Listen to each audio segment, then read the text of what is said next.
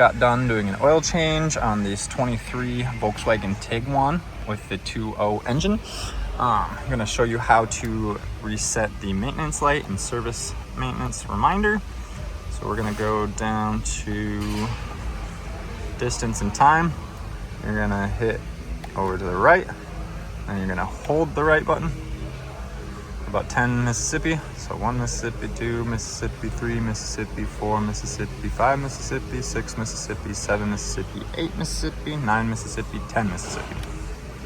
And then your message will pop up here. So you got service, you got reset oil change, reset inspection, engine codes, time, copyright, close. So we're gonna do the first one here, or the second one on the list, which is reset oil change. He says that, hit OK again, reset. So it should pop up again right there, and then go down to the third one, which is reset inspection. Hit OK, hit OK again. That service interval was reset. Everything should be good, and that's how you do a maintenance and service reminder reset.